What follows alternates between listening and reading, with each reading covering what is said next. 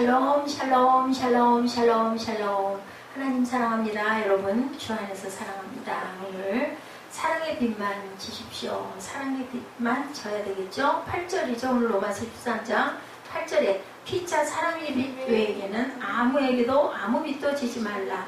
남을 사랑하는 자는 율법을 다 이루었다 라고 말씀하시면서 이제 9절부터 본격적으로 간음하지 말라, 살인하지 말라, 도둑질하지 말라, 탐내지 말라 한 것과 그 외에 다른 계명이 있을지라도 내 이웃을 내 자신과 같이 사랑하라 하신 그 말씀 가운데 다 들었다.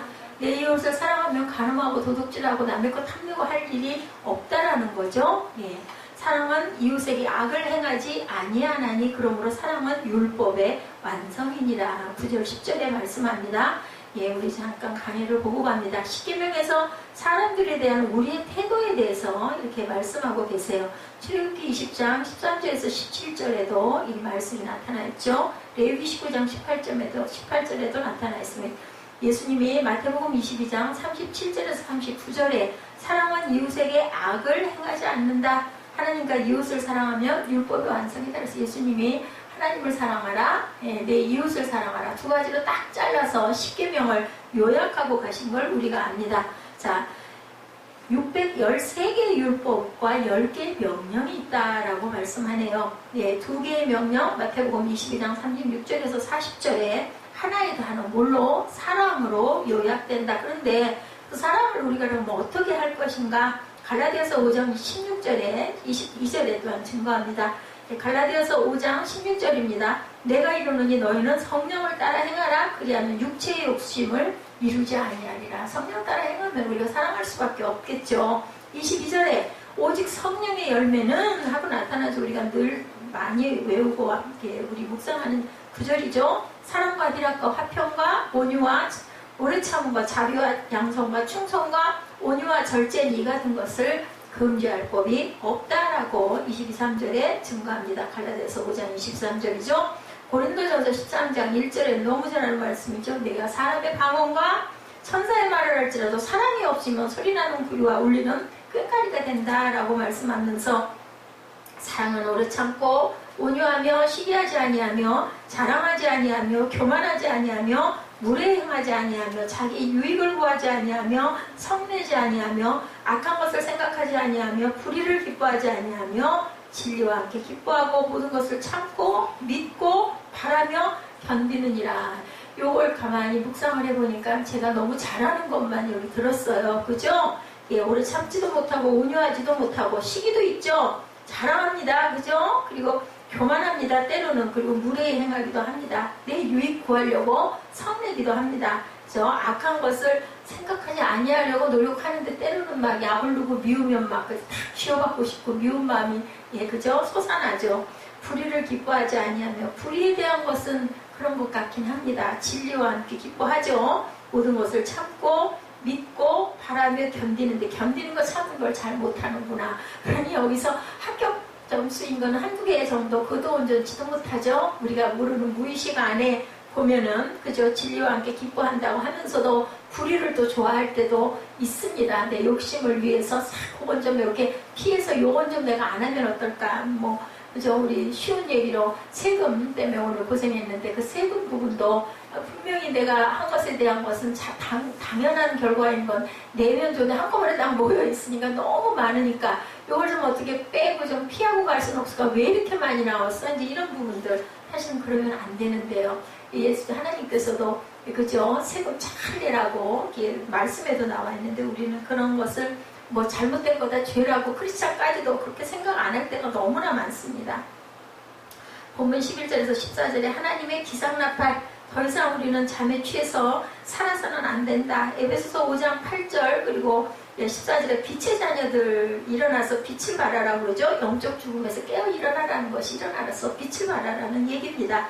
에베소서 5장 8절 너희가 전에는 어둠이던 이제는 주 안에서 빛이라. 이 말씀은 잊어버릴 수가 없죠. 우리에게 주신 하나님의 말씀이기 때문에 빛의 자녀들처럼 이제는 행하라. 빛의 열매는 착함과 의로움과 진실함에 있느니라 하셨는데 과연 우리가 착했고 의로웠을까? 내 의분 때문에 혈기를 내대며 관계가 깨지지는 않았나 생각합니다. 늘 이 땅에서 우리의 과제는 그리스도의 생명을 드러내는 거다. 고린도후서 4장 10절에서 11절에 말씀하죠. 우리가 항상 예수의 죽음을 보며 짊어짐은 예수의 생명이 우리 몸에 나타나게 하려 함이라. 11절에 우리 살아있는 자가 항상 예수를 위하여 죽음에 넘겨짐은 예수의 생명이던 우리 죽을 육체에 나타나게 하려는 것. 죽는 것도 우리 그 죽음 속에 예수의 생명이 나타나서 우리는 영생의 부활을 맞게 된다라는 거죠.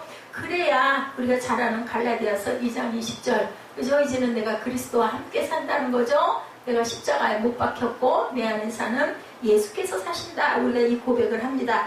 그러다 보니 이제는 에베소서 5장 18절에 성령 충만해야 이렇게 산다는 거예요. 내가 그리스도와 함께 십자가에 못 박혀서 내가 사는 게 아니라 내 안에 계신 예수가 살게 하시려면 술 취하지도 말고 방탕하니까 이런 것들 하지 말아라. 오직 뭐로? 성령으로 충만함을 받으라 말씀합니다. 고린도전서 15장 32절에서 34절에는 부활의 문제, 교린의 행동에 영향을 미친다. 악한 사귐은 선한 습성을 망친다라고 증거하고 있습니다. 15장 32절부터 우리 봅니다. 내가 사람의 방법으로 에베소에서 맹수와 더불어 싸웠다면 내가 무슨 유익이 있겠느냐? 죽은 자가 다시 살아나지 못한다면 내일 죽을 터이니 먹고 마시자 하리라. 못 살아날 것 같으면 그냥 살다 말면 될 건데 되도록이면 쾌락적으로 살아야 되지 않겠어요? 그래서 속지 말라. 악한 동무들은 선한 행실을 더럽힌다. 34절은 깨어 의를 행하고 죄를 짓지 말라. 하나님을 알지 못하는 자가 있기로 내가 너희를 부끄럽게 하기 위하여 말하노라. 이렇게 증거합니다. 데살로니가전서 5장 4절에서 9절에도 불신자들에게는 종말이 갑자기 다가온다라고 말씀하죠. 그래서 2절부터 보니 주의 날이 밤에 도둑같이 이룰 줄 너희 자신이 자세히 알기 때문이라. 우리가 아까 찬양했죠. 그날이 도둑같이 오리니 그들이 평안하다 안전하다 할 때 임신한 여자에게 해산의 고통이 이룬과 같이 멸망이 갑자기 그들에게 이르니 결코 피하지 못할 것이다. 그러나 성도에게는 아무 문제 없다고 그죠? 우리를 위로하시죠. 형제들아 너희는 어둠이 있지 아니하며 그날이 도둑같이 너희에게 임하지 못할 거다. 너희는 빛의 아들이기 때문이다. 빛 속에서 어떻게 도둑같이 오겠어요? 낮의 아들이라 우리가 밤이나 어둠에 속하지 아니하나니 우리는 다른 이들과 같이 자지 말고 깨어서 정신을 차리자. 여기서는 잠자지 말고 깨어있으라고 말씀하시죠. 낮에 자녀들에게 자는 것은 합당하지 않다. 잠자는 건 뭐예요? 예, 우리 영적인 게 그죠 죽어가는 상태를 말합니다. 로마서 13장 11절에서 14절 누구예요? 어거스틴이 그죠? 그 회심한 그 내용이죠. 너희가 이 시기를 알거니와 자다가 깰 때가 벌써 되었으니 이는 이제 우리의 구원이 처음 믿을 때보다 가까웠음이라. 밤이 깊고 낮이 가까웠으니 우리가 어둠의 일을 먹고 빛의 갑옷을 입자. 그리고 낮에와 같이 단정히 행하고 방탕하거나 술 취하지 말며 음란하거나 호색하지 말며 다투거나 시기하지 말라. 이 말씀에 그만 깨닫다 그러죠. 오직 주 예수 그리스도를 옷 입고 정욕을 위하여 육신의 일을 도모하지 말라. 11절에는 뭐라고 그래요? 오늘 본문 11절 말씀에 빨리 깨어나라 라고 말씀을 하죠. 뭐가 이제 우리 구원에 처음 믿을 때 가까웠기 때문이라는 거예요. 밤이 깊고 이제는 낮이 가까웠으니 정신 차리고 얼른 벌떡 일어나라는 거죠. 깰 때가 되었다. 여기 구원은 우리 몸이 구속되는 마지막을 이야기를 합니다. 에베소 4장 30절이죠. 하나님의 성령을 근심하지 말라. 그 안에서 너희가 구원의 날까지 인치심을 받았다. 롬파 2:3에 그뿐 아니라 우리 곧 성령이 처음 익은 열매를 받은 우리까지도 속으로 탄식하여 양자될 것 곧 우리 몸의 성령을 기다린다라고 합니다. 그래서 부활과 휴거가 이루어질 때 믿은 지 30년 되었으면 처음 믿을 때보다 그만큼 가까워졌다. 우리가 아까 찬양 끝에 그죠? 주께 가까이 계속 반복했습니다. 자꾸 주께 가까워지기를 원하면서 사모하면서 주께 가까이 가는 게 뭘까요? 예배죠. 예배를 통해서 말씀을 통해서 하나님의 깊으신 뜻을 우리가 깨달아 알아가고 그것을 조금씩 깨달은 만큼 변해가는 것이 우리가 주께 가까이 가는 방법이죠. 그래서 주님의 재림이 가까이 오고 속히 올 것이다. 히브리서 10장 25절에 모이기를 패하는 어떤 사람의 습관같이 하지 말고 오직 권하여 자꾸 모이라는 거죠. 그날이 가까움을 볼수록 더욱 그리하자. 우리 삶의 날에는 한계가 있다. 주님 섬길 날이 얼마 남지 않았으니 우리가 모이기를 패하지 말라는 거죠. 그래서 12절에 보니까 뭐라 그래요? 낮이 가까웠으니 어둠의 일을 벗고 빛의 갑옷을 입으라고 말씀을 합니다. 로마서 13장 12절이죠. 밤이 깊고 낮이 가까웠으니 그러므로 우리가 어둠의 일을 벗고 빛의 갑옷을 입자. 디도서 2장 13절에도 복스러운 소망과 우리의 크신 하나님 구주 예수 그리스도의 영광이 나타나심을 기다리게 하셨으니 빛의 갑옷을 입자. 에베소서 6장 10절에서 18절에도 똑같이 말씀합니다. 로마서 13장 12절에 이렇게 증거한 것처럼 에베소서 6장 10절에 끝으로 너희가 주 안에서 그 힘의 능력으로 강건하여지고 마귀의 관계를 이기 대적하기 위하여 하나님의 뭐를 입어라? 전신 갑주를 입어라. 우리의 싸움은 혈과 육이 아니죠. 통치자들과 권세자들과 이 어둠의 세상 주관자들과 하늘에 있는 악한 영들을 상대한다. 그러므로 하나님의 뭐를? 전신갑주를 취하라. 이는 악한 날에 너희가 능히 대적하고 모든 일을 행한 후에 뭐하기 위해서? 서기 위해서. 우리가 서기 위해서 전신갑주를 입어야 되는데 그런즉 서서 진리로 너희 허리띠를 띠고 의에 호신경을 붙이고 평안의 복음이 준비한 것으로 신을 신고 모든 것 위에 믿음의 방패를 가지고 능히 악한 자의 모든 불화살을 소멸하고 구원의 투구와 성령의 검법 하나님의 말씀을 가지라. 모든 기도와 간구를 하되 항상 뭐 안에서? 성령 안에서 기도하고 이를 위하여 깨어 구하기를 항상 힘쓰며 여러 성도를 위하여 구하라. 이 에베소서 말씀은 정말 우리가 조금 길기는 하지만 이 말씀을 에베소서 6장 10절에서 18절의 말씀을 잘 알고 가면은 기도할 때도 그렇고 굉장히 좋을 것 같아요. 다 나와 있죠. 여기 보면. 그래서 로마서 13장 13절에 우리는 어떻게 걸어야 된다?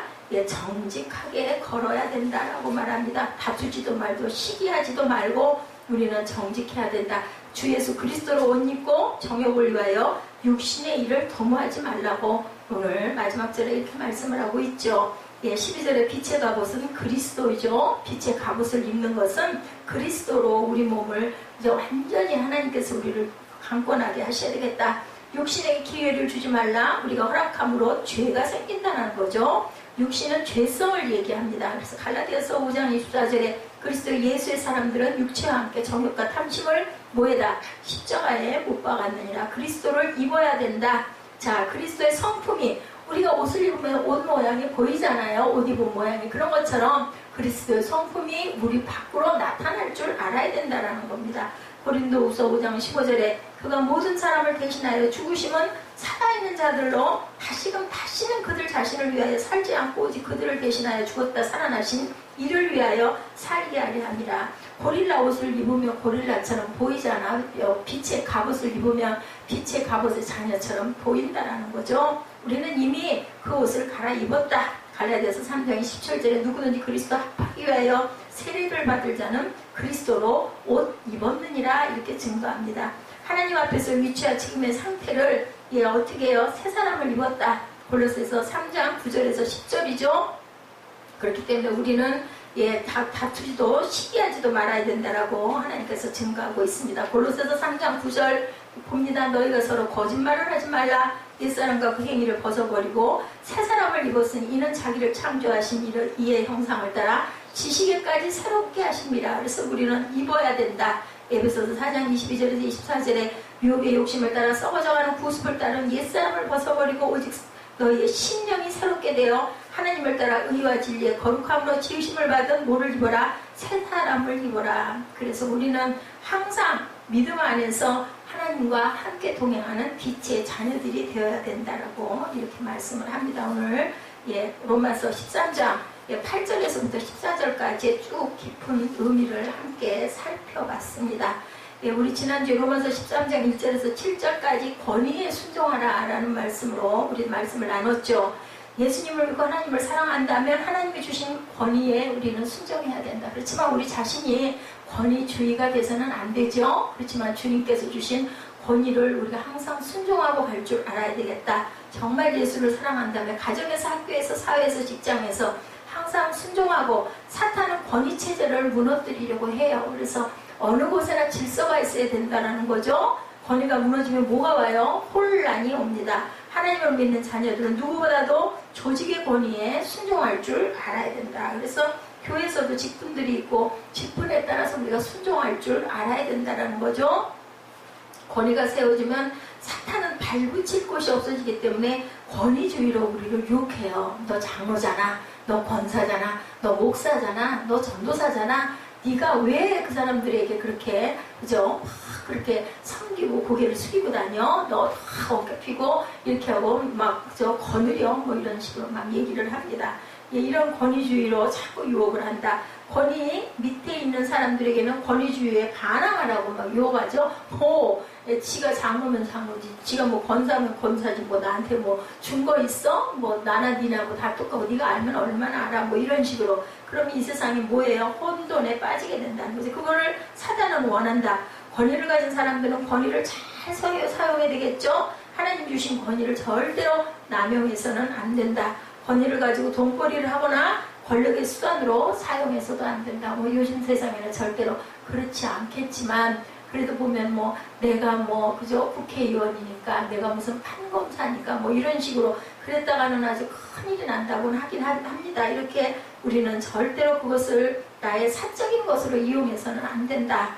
예, 권위를 잃어버리게 되죠. 그러다 보면 권위 밑에 있는 사람들은 잘못된 권위이며 존경할 수 없는 권위일지라도 그 권위에 상처를 주지 말아라. 이것이 하나님이 우리가 이 세상에서 어떻게 살아가는 것에 대한 원리를 가르쳐 주신 것이다. 세상을 반항함으로 변화시키는 것이 아니라 순종함으로 우리가 변화를 시켜나갈 줄 알아야 된다. 지혜가 있어야 되겠죠. 그러기 위해서는. 그래서 보면은 은혜를 많이 받은 분들은 저희들은 막 아니고 틀렸다 이면 막 그래서 소리가 커지고 화를 내는데, 그런 분들은 오히려 더 차분해지시더라고요. 그러다 보면 그냥 고개가 절로 숙여져요.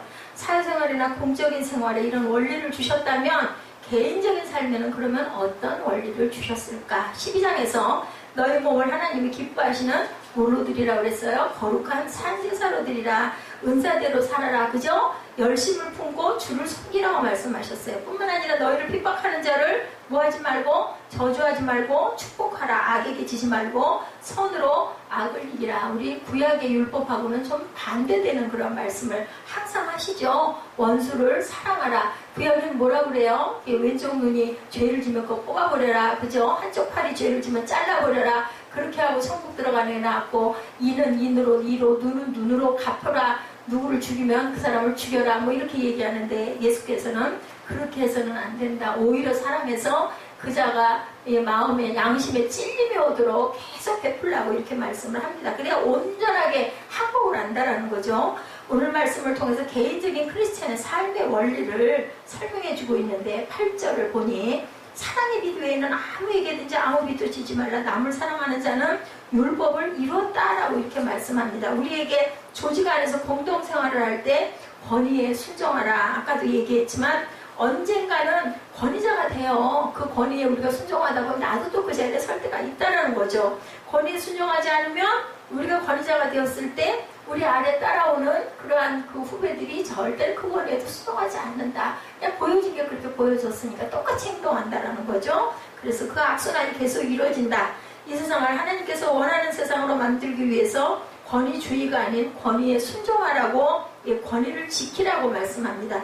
권위체제가 무너지면 모든 것이 무너진다. 그러면 개인의 삶의 원칙은 무엇일까? 사랑의 빛만지라는 거예요. 사랑의 빛. 빛을 지긴 주되 사랑의 빛. 사랑의 빛 외에 다른 빛은 지지 말라. 우리에게 주시는 말씀이 그 말씀이죠. 타인의 사랑으로 된 현지의 나를 생각할 줄 알아야 된다. 첫째는 하나님의 사랑으로 내가 지금 있는 거잖아요. 그리고 부모의 사랑으로 내가 지금 생명이 주어져서 살아있는 거잖아요. 원래는 하나님이 주셨고, 통로가 누가 됐어요? 우리 부모님이 둘이 사랑해서 낳은 결정체가 바로 나라는 거죠. 여기서 빛에 대한 이야기를 듣죠. 엄밀하게 보면 우리의 인생은 하나의 부채다. 그죠? 빚진 자들인 거예요. 그러니까 나는 또 내 자녀에게 그 사랑을 물려주고 내 자녀를 또 이렇게 사랑해서 잉태한다라는 겁니다. 부모에게서 태어날 때부터 우리는 갚을 수 없는 부채를 가지고 태어나고 있다. 그래서 그것을 부모에게는 절대 다 갚지 못하기 때문에 우리 자녀에게 갚는다는 거죠. 내가 노력해서 세상에 태어나지 않죠. 내가 잘나서 태어난 것도 아니죠. 내가 원해서 태어난 것도 아닙니다. 바람기에 있는 사춘기 자녀들은 언제 내가 나를 낳아달라고 그랬어? 저도 어렸을 때 그런 얘기 했던 기억이 납니다. 막 그러고 뭐라고 그러죠? 누가 나 낳아달라고 그랬느냐고. 어머니들이 아이를 잉태하면 10개월 동안 많은 고생을 하죠. 그것은 부채예요. 어머니는 해산의 고통을 겪으면서 나를 세상에 태어나도록 해주십니다. 뿐만 아니라 성장해서 스스로 자립할 수 있는 성숙한 사람이 될 때까지 부모님께서는 열심히 도와주고 그 도움을 받지 않고는 우리가 잘할 수가 없다라는 거죠. 양육비, 교육비, 의료비뿐만 아니라 돈으로 계산할 수 없는 부모의 사랑 안에서 자녀들이 성장을 합니다. 정상적인 자녀들에 대한 이야기죠. 이것도 부채다. 우리가 그쪽으로 생각해보면 그렇죠. 내가 이곳에 있는 것이 내가 잘나서 있는 건 절대로 아니에요. 잘난 부모든 못난 부모든 우리는 말할 수 없는 부채를 입고 자라났다. 그런데 모두 자기가 잘난 줄 알죠. 내가 잘나서 공부한 줄 알고 내가 똑똑해서 이만큼 내가 노력해서 내가 애써서 된 줄로 그렇게 성장한 줄 알지만 그렇지 않습니다. 우리나라가 그저 어지러운 그 지난 작년 그죠? 그런 부분들이 있지만 이 나라가 얼마나 고마운지 그죠? 나라 없는 서름이 대단하다고 그러죠? 옛날에 보면 집 없는 서름 중에서도 제일 크기 때문에 꼭 집을 가져야 된다고 그랬는데 그것보다 더 큰 것은 정말 나라를 잃었을 때 우리가 국적이 없을 때 얼마나 그것이 기가 막힌 것인가는 아마 우리 선진들은 다 알고 계실 거예요. 나라가 없기 때문에 우리는 어떻게 내가 뿌리가 없는 거죠? 내가 그렇게 잘난 게 아니라 나라가 보호해주고 조직이 나를 도와주었기 때문에 오늘 이렇게 우리가 또한 감사 예배를 드릴 수도 있다. 나라를 주신 하나님께 우리는 먼저 감사해야 됩니다. 정말 내 조상이 있고 내가 이렇게 살 수 있는 근거, 뿌리가 된 거 내가 하려고 했던 거 아니거든요. 내가 지금 여기에 살고 있는 것도 조금 싫고 복잡한 것이 있지만 근본적인 것을 우리가 지키고 우리나라를 우리가 사랑하고 지켜나가야 된다. 우리 민족이 잘 살아야 되겠죠. 나라가 있다는 것이 얼마나 큰 축복인지를 우리는 잘 체감하지를 못해요. 근데 정말 그 부분을 놓고 이렇게 생각을 하면 정말 다행이다, 감사하다. 그래도 못 사는 나라보다는 잘 사는 나라가 낫지 않을까. 그만큼 잘 살다 보니까 내가 좀 어려워도 그죠? 살 수가 있어요. 뭐 가전제품도 그냥 조금 쓰다가 거의 멀쩡해 보이는 것도 막 집어다 버리면 내가 정이 없으면 요즘엔 또 그렇게 막 돌려쓰기도 너무 많이 하고 하나도 부끄러운 게 되지 않았어요. 그냥 주기도 하고 보니까는 인터넷에서 말만 잘하면은 그냥 무료 나눔센터 이런 데도 많이 있더라고요. 그러니까 좀 잘 사는 나라가 되면 조금 어려운 사람도 좀 살기가 좀 편해진다. 신문에 잠깐 보니까 노년층들에 대한 그 어려운 빈곤에 대한 것을 열심히 그 펼쳐놓은 것을 제가 잠깐 눈길이 가서 봤습니다. 그래서 뭐 내년부터 조금씩 올려서 더 노인들에게 좀 살 수 있게 자살률이 70대, 80대가 가장 높다고 합니다. 그게 모두가 다 가난 때문에 그죠? 자식한테 폐가 되고 싶지가 않고 그래서 어떻게 할 수가 없으니까 자살들을 몸은 아프고 병원도 가야 되고 하는데 그걸 어찌할 수가 없으니까 돌아가는 분들이 많다라고 그러는 거 어두운 이야기가 있지만 그래도 조금씩이라도 더 그 노인들을 이렇게 부양할 수 있도록 해야 되겠다라고 나라에서 이렇게 얘기하는 것들을 보면서 참 그래도 옛날에 비해서는 얼마나 많이 그죠? 배려를 하고 우리가 살고 있다는 생각을 했습니다. 우리가 이만큼 살고 있는 것 감사해야 돼요. 정말 축복이라고 생각을 해야 됩니다. 내가 혼자 우리 힘으로는 될 수 없는 일이 하나님께서 우리에게 좋은 환경과 여러 가지 우리가 그죠? 제가 지금 기억하기로는 반도체 그 부분이 발달되면서 우리나라가 금방 아주 컴퓨터 공학이나 이런 쪽으로 굉장히 부익을 창출한 걸로 제가 느껴집니다. 그런 부분들로 인해서 아주 그 IMF를 딛고 일어났죠. 그럴 줄 누가 알았겠느냐는 거죠. 주변에 좋은 스승이 있었고 좋은 이웃이 있었고 친구들이 있었기 때문에 그 사람들이 우리를 모두 도와줘서 우리가 여기까지 왔다. 그죠? 머리 좋은 석학이 있어도 공부할 수 있는 통로가 없었으면 안 됐을 것인데 그런 그 도움도 많이 받고 혼자 되는 일은 없습니다. 그래서 인생이 하나의 부채다. 내가 잘나서 여기까지 온 것이 아니라 누군가의 희생이 있었기 때문에 내가 그 받침이 돼서 여기까지 왔다는 것을 우리가 정말 생각해 줄 줄 알아야 된다. 거저 주신 하나님의 구원도 우리가 얼마나 감사해야 될 것인가.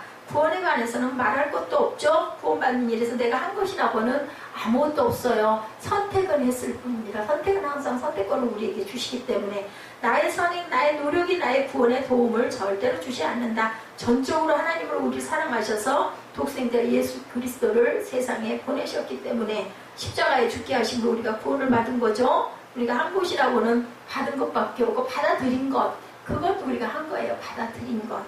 그것이 우리가 받은 구원이다. 그래서 사도 바울은 우리에게 이 세상에서는 하나님이 만드신 권위에 순종해라. 개인적으로는 구원받아 하나님을 믿는 사람이라면 피차에 사랑의 빛 외에는 아무런 빛도 지지 말라고 이렇게 말씀합니다. 사랑의 빛 외에 아무 빛도 지지 말라는 말씀에서 우리는 몇 가지 중요한 교훈을 찾죠. 첫째, 이 말씀은 사랑을 받은 사람, 구원받은 사람에게 주시는 말씀이에요. 사랑받은 일이 없는 사람은 남을 사랑할 줄 모른다고 그러죠. 그래서 사랑도 받아본 사람이, 그래서 잘 자란 환경에서 부모 사랑을 풍성하게 받고 자란 자녀들이 또한 본인들도 남을 사랑할 줄 안다고 그래요. 정말 예수 그리스도로 말미암아 감당할 수 없는 큰 구원을 받고 그 구원이 진짜라면 우리는 다른 사람을 용서하고 사랑할 수밖에 없습니다. 내가 그저 사랑 안에 있어가지고 막 너무 기쁘고 좋은데 남들이 조금 좀 잘못해도 우리 너그러워지잖아요. 근데 내 환경이나 내 삶이 막 너무 찌들고 너무 열악하면 어때요? 조금만 누가 와가지고 좀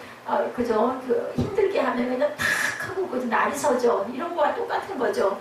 어떤 주인인데 그에게 1만 달란트 빚진 종이 있었죠. 그 종을 불러서 빚을 갚으라고 합니다. 마태복음 18장 23절에 비유이시죠. 이 종은 빚을 갚을 능력이 없었어요. 그래서 기막힌 심정으로 참아주세요. 제가 꼭 갚겠지만 지금 어떻게 할 방법이 없습니다. 그리고 사정을 했습니다. 주인이 종이 불쌍해서 그저 1만 달란트 빚을 탕감해 줬어요. 이 빚을 탕감받은 종은 얼마나 기쁘고 즐거웠을까. 그죠? 저도 그 상상이 돼요. 그 종이 주인의 집에서 나오다가 자기의 동관을 만났는데 이 동관은 그에게 100다나리온의 그 빚을 진 동관이었죠. 그런데 그 종은 동관을 만나자마자 당장에 빚 갚으라고 막 소리를 지르고 멱살잡이를 합니다. 이 동관은 손이 발이 되도록 빌고 사정을 했지만 1만 달란트 빚을 탕감받은 종은 100다나리온 빚진 동관의 멱살을 잡고 어떻게 했어요? 감옥에다 쳐넣어버리죠. 옆에서 이것을 본 다른 동관이 그 주인을 찾아가서 그만 고에 바쳐요. 너무하다 생각이 든 거죠. 큰 돈을 탕감받아서 금방 좋아하더니 자기에게 빚 그 1만 달란트 얼마 되지도 않지. 거기다 비하면 뭐 그저 몇만 분의 1인데 그때 그 주인이 듣고 그저 저 같아도 그럴 것 같았어요. 뭐라고 그랬어요? 야, 악한 종이라고 얘기합니다. 내가 내게 빌기를 빚을 탕감해 주었거늘 내가 너를 불쌍히 여긴같이 너도 내 동관을 불쌍히 여기는 것이 마땅하지 아니하느냐. 악한 거죠. 악질입니다. 그리고 감옥에 도로 집어넣어버리죠. 우리는 이 비유의 말씀을 경청할 줄 알아야 된다. 내가 사랑을 받았다면 남의 사랑을 남에게도 사랑을 베풀 줄 알아야 된다는 거죠. 어떤 사람들은 태어날 때부터 좋은 부모님과 부유한 가정환경에서 자란 사람이 있고 그분들은 정말 감사해야 되죠. 세상에 많은 사람이 얼마나 고생을 하는지 뭐 취업난이 대단하더라고요. 어떤 학생 하나가 저 대학을 가려고 여학생인데 서울에로 와가지고 아르바이트를 하면서 대학을 어떻게 해서 들어갔어요. 들어가가지고 그 학비를 마련을 하려고 하루에 잠 2시간을 자고 나중에는 뭐죠 원룸인지 뭐예요 고시원 이런 데 있던 것까지 집마저 빼버리고 꼭 들어갈 일도 없으니까 너무 아르바이트를 몇 탕씩 해야 되니까 그냥 거기서 새우잠 자고 그렇게 하는 생활을 했는데도 취업난이 기가 막혀가지고 앞이 깜깜하고 몸은 병들고 이런 내용을 제가 신문에서 봤습니다. 이게 정말 남의 얘기가 아닌 거죠. 정말 이렇게 그러니 우리는 얼마나 감사하고 저는 그 신문 기사를 보면서 와 나는 정말 행복하게 살고 있구나 하는 생각이 들더라고요.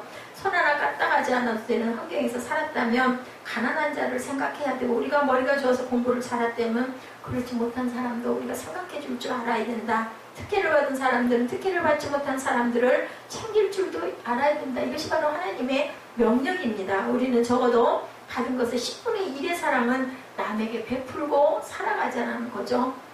그래서 우리는 모두 다 두 번째로 복음의 빚진 자다. 사랑이란 갚아도 갚을 수 없는 빚이라는 거죠. 사랑의 정의는 갚을 수 없는 빚입니다. 미완성의 빚이죠. 사랑은 갚으면 갚을수록 커지는 거예요. 다 끝난 사랑은 없다. 진짜 사랑은 하면 할수록 더 빚이 많아진다는 거죠. 자꾸 더 사랑을 해주게 되고 더 사랑을 해야 되는 마음이 자꾸 일어난다. 로마서 1장 14절에 사도 바울은 헬라인이나 야만인이나 지혜 있는 자나 내가 다 빚진 자이며 복음의 빚진 자다 라고 이렇게 말합니다. 크리스찬은 빚쟁이에요. 빚을 져봤으면 갚을 수 없는 상황에 처해보면 우리는 어떻게 되나. 빚쟁이들이 집에 들어와 눌러앉아있는 경험을 혹시 여러분들 해보셨습니까? 어떤 사람은 세상에 제일 비참한 것이 죄의식과 빚쟁이에게 시달림을 받는 것이다. 그저 그 뭐예요? 그 신용불량자 돼가지고 아주 그 시달림 받은 사람들은 노이로제가 올려가지고 결국은 병이 든다고 합니다. 예, 빚진 자는 늘 죄인처럼 고기를 들지 못하고 살죠. 이것이 빚쟁이들이에요. 내가 복음을 전해주어야 할 사람이 많기 때문에 늘 빚쟁이같이 느껴지는 것인데, 열심히 우리가 일하고 예수 믿는 사람들은 빚진 마음으로 살고 복음을 전하지 못한 빚진 마음으로 우리가 살아서 이럴 때는 나가서 전도를 한번 해보라, 이런 얘기들도 합니다. 그러다 보면 내 믿음도 그저 더욱더 단단해지고, 내가 입술로 막 시인함으로 인해서 저도 예배를 통해서 힘을 얻어요. 그래서 내 입술로 시인을 하고 고백을 하면서 내가 은혜를 받는 거죠. 맞아, 그래, 나는 왜 이렇게 부족할까, 이런 마음을 갖는 그런 삶을 살아야 된다. 로마서 8장 12절에서 14절에 보면 빚졌다는 얘기를 바울이 또 합니다. 뭐라고 해요? 로마서 8장 12절에서 14절입니다. 그러므로 형제들아, 우리가 빚진 자로 돼 육신에 기져서 육신대로 살 것이 아니니라. 너희가 육신대로 살면 반드시 죽을 것이로되 영으로 몸의 행실을 죽이면 살리니 우리가 하나님의 영으로 인도함을 받은 그들은 곧 하나님의 아들이라. 하나님의 영으로 우리가 인도함을 받고 항상 육신대로 살아서는 안 된다. 항상 영으로 몸의 행실을 죽여라. 무슨 행실이겠어요? 우리의 마음의 정욕들을 죽이라는 거겠죠? 이렇게 살면 하나님의 아들이 된다. 우리는 육신의 빚진 자가 아니며 육신의 노예가 아니기 때문에 뭘로? 영의 빚진 자들이라는 거예요. 우리는 이 거룩한 삶의 빚진 자들인데, 갚아도 갚아지지 않는 빚, 이 빚이 바로 뭐예요? 웬만한 빚들은 뭐 3년, 최대 20년 정도 고생하면 갚을 수도 있다고 그러죠. 우리가 뭐 학자금 대출을 받아도, 그죠? 또 내가 갚지 못하면 또 누가 갚아요? 내 자녀가 갚을 수도 있어요. 그런데 내 아들 때 가서 갚지 못하는 빚이 하나 있는데, 그것은 사랑의 빚이다. 사랑은 해도 부족한 사랑, 그것이 바로 사랑인데, 이만큼 하면 됐다라는 것은 없죠. 이만큼 해주었으면 됐지라고 말하는 것은 사랑이 아니랍니다. 이것이 두 번째야. 세 번째로 국물도 없어 라고 말하는 것은 두 번째까지도 용서하지 않았다라는 뜻이다. 우리의 용서나 사랑은 이렇다라는 거죠. 세 번째는 너 다음에는 진짜로 내가 너 가만 안 놔둘 거야, 이런 말들 많이 하죠. 부모들도 키울 때는 값없이 주지만 나이가 들면 보상심리가 일어난다는 거. 내가 자식이 이만큼 길러놨으니까 너희들이 나 좀 부양해도 되지, 이런 마음이 생긴다라는 거죠. 나이가 들면 모두 다 마음에 뭐가 들어앉아서 섭섭이가 들어앉아가지고 공연한 말에도 좀 민감해지고 상처를 받기도 합니다. 자식들에게 섭섭해하지 않는 부모는 없다 그러네요. 젊었을 때 주었던 사랑을 보상받고 싶어하고, 보상받고 싶은 사랑은 사랑이 아니라는 거예요. 그래서 그 사랑은 누구밖에 못하세요? 하나님밖에 못하신다라는 거죠. 그나마 부모가 가장 이해 타산을 안 하는 사랑인데도 그저 나이가 들고 내가 약해지고 내가 가진 게 없어지면 자꾸 그런 생각을 하게 된다. 사랑하고 나서 잊어버리는 것이 바로 사랑이라고 합니다. 크리스찬의 삶이란 한마디로 말하면 값 없는 사랑을 베푸는 삶이 바로 크리스찬의 삶이고, 이것이 모든 것의 근본이 돼야 된다. 하나님의 사랑 때문에 감격하고 그 사랑을 표현하지 않으면 견딜 수 없어서 눈물로 가슴앓이를 하는 사람들이어야 된다라는 거죠. 특별히 가난하고 병들고 갈 것 없고 지친 사람들은 사랑하는 것을 하나님이 원하시죠. 예수님은 내가 사랑할 수 있는 사람을 사랑하면 그것이 무슨 사랑이냐, 그죠? 우리에게 물으십니다. 사랑할 수 없는 사람까지 사랑하는 것이 진짜 사랑이라고 말씀하죠. 사랑받을 만한 가치가 없는 사람에게 시간을 내주시고 돈을 쓰시고 먹을 것을 주면 마음이, 내 마음 안에 하나님이 내 가슴 속에 계신 것 같은 그러한 감동이 온다고 그래요. 그래서 우리가 그것으로 승리할 때 참 망설여지겠죠. 그때 그럴 때 그걸 내가 탁 행했을 때, 그러고 나서의 마음에 오는 감동은 말할 수 없는 감동이 된다. 자, 내 마음속에 하나님이 그냥 계신 것 같다. 가난한 자를 도와주면 하나님이 내 옆에 내 안에 앉아 계신 것 같은 그런 느낌이 든다고 합니다. 그래서 하나님은 항상 가난한 자들과, 주님께서 오셔서 그러셨죠. 사랑받을 수 없는 사람, 받을 자격이 없는 사람, 원수까지 사랑하기를 하나님은 원하십니다. 자, 마지막 세계를 맞추신 마더 테레사 생각을 한번 해봅니다. 어떻게 그분은 그곳에서 평생을 지내실 수 있었을까? 이게 바로 그 사람의 그 본인의 힘이었을까인 거죠. 하나님의 힘이었을 겁니다. 그 다니엘 신부라는 책에 그 사람은 의사였는데 하와이 몰로카이 섬 나환자들이 모인 원주민들을 전도하기 위해서 갔어요. 그들은 다니엘 신부를 거부합니다. 당신은 건강한 사람이고 우리는 문둥병 환자인데 어떻게 우리를 당신이 알 수 있습니까? 그것이 그들의 이유로 자꾸 거부했다고 그래요. 그때 다니엘 신부는 결심을 하고 문둥병의 균을 자기 몸에 집어넣었다고 합니다. 이거 할 수 있을까요? 저는 아무리 생각을 해봐도 제게는 불가능할 것 같습니다. 그리고 문둥병이 발생되기를 기다렸다고 그래요. 그러던 어느 날 자기 몸에 문둥병 증상이 나타났어요. 너무 기뻐하며 환자들에게 찾아가서 나도 당신과 같은 환자요 라고 말을 했어요. 그때 그들이 마음을 문을 열고 그를 받아들여 주었고 그 섬 전체가 복음화가 되었다라는 실화 얘기입니다. 다니엘 신부는 그 문둥병 환자들을 사랑했기 때문에 스스로 문둥병, 아니 같아져야 도대체 나를 받아들여 줄 게 아닌가인 거예요. 그래서 스스로 문둥병에 걸렸다는 거죠. 그리고 그 섬 전체가 복음화가 되었다는 겁니다. 이렇게 미랄의 희생이 없으면은 절대로 싹이 나지 않는다는 거예요. 예수님은 우리에게 말씀하시는 사랑이 바로 이것인데, 셋째 1절에서 또 하나의 재미있는 사실, 남을 사랑하는 자는 뭐를 이루었다고 그래요? 율법을 다 이루었다라고 얘기합니다. 사랑은 율법의 완성이다. 사랑의 행위는 미완성이지만 미완성의 과정을 통해서 율법은 완성된다. 아주 놀라운 말씀인데 로마서 7장으로부터 우리 돌아가서 봅니다. 7장에서 사도 바울은 기막힌 고민을 합니다. 예수 믿고 난 다음에 그가 하는 고민은 하나님의 율법은 선하고 의롭고 완전한데 육의 몸을 가지고 있는 인간은 완전한 율법을 절대로 지킬 수가 없다라는 게 고민이었어요. 예수 믿고 나서 이와 같은 갈등과 고민은 저도 그저 했을 때가 있습니다. 마음은 원하는데 내가 원하는 대로 살 수가 없는 거죠. 질투를 하지 말아야 하는데 자꾸 하게 됩니다.